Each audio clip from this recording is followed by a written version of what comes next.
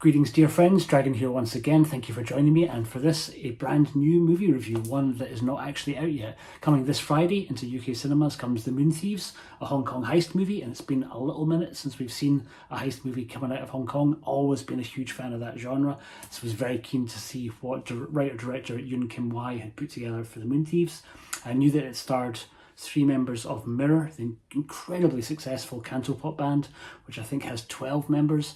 I'm not that familiar with their music, but I did see that they'd done a music video at one point that kind of had some sort of heist, sort of robbery elements in it. I think that was for Rumours. So really wasn't too sure what to expect going into this, but absolutely loved it, really. I thought that the guys from the band did really, really well, with kind of one maybe slight exception, but we'll get to that a little bit later. But no spoilers for this review, so I kind of want you all to go in relatively cold, as I did, into the film if you're keen to see it. But we definitely encourage you to see it on the big screen if you get a chance, if it's showing at a cinema near you. I think it's mostly going to be Odeon cinemas across the UK that are screening it, so kind of keep an eye on your local Odeon if you have one nearby. I'll keep you all tuned if it's coming to physical media later in the year, but fingers crossed that it does, because it's always really good seeing new movies coming out of Hong Kong. Always a treat seeing Cantonese cinema on the big screen in the UK. We don't get enough chances, so I think when it does come round, it should absolutely be something that we support. But the story basically is nothing, it's kind of super radical. It's essentially, it's a heist movie, so it kind of plays into that genre. But we have our kind of most principal character has probably been played by Eden Loy, and he does incredibly well. Actually, MVP for the movie for me. Hadn't seen him acting in anything else, and thought he did an incredibly good job. He's really the kind of heart and soul of the movie as far as the cast go. He's playing Vincent, who's a watch connoisseur and specialist who has the ability to create Franken watches.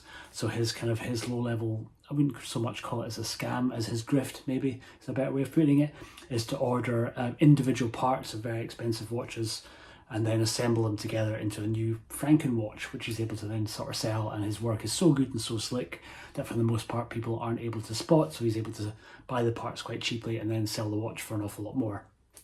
He kind of falls foul of Uncle, who's been played by Kinto, and that's maybe the one bit that I felt was maybe a slightly miscast. Kinto does pretty well, but I think he's maybe just a little bit too young and doesn't carry quite enough gravitas to play the lead villain of the film. But he's not in it that much. I'd say really almost just more of an extended cameo for his part, really. He's only really in it at the beginning and at the end of the movie. But he tries his best, and he's by no means doing a bad job, but I just felt he was slightly overshadowed by the other villain in the film. But he basically is head of the Low-Buy watch company. They sort of explain away the fact that everyone's calling him Uncle despite him being very young, because he's taken over his father's business.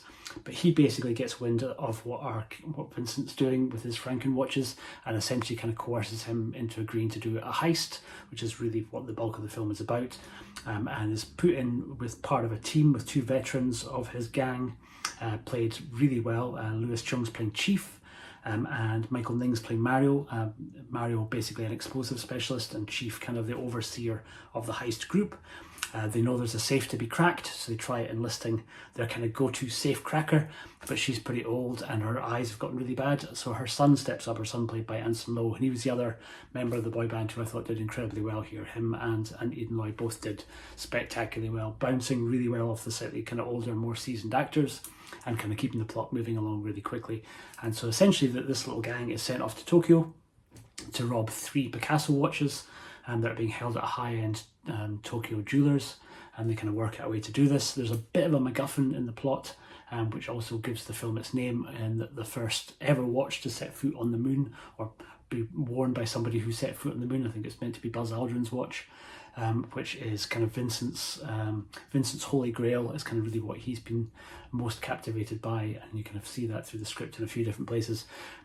Inadvertently, they discover that that's in the same vault as the one that they're trying to kind of take the 3 Picasso watches from, and that basically kind of a moment of stupidity by one of the crew members means that they end up falling foul of the other villain of the piece, who for me was the stronger villain, played by Kazuya Tanabe. He's a Japanese businessman who owns the Moon Watch, and then as soon as he realizes what has happened, So as much as I'll say, he kind of sends out his men to basically try and reclaim his property and to try and kind of get to the bottom of what's happened. That's all I'm going to say. I think there's enough action beats in here and enough kind of good heist movie tricks of the working out how to get into a safe, all that sort of jazz, the kind of working out how to get into the building without being seen, so some kind of great low-level surveillance gags that the guys have to do to try and kind of get access to check out what the various security protocols and stuff of the place are going to try and rob are.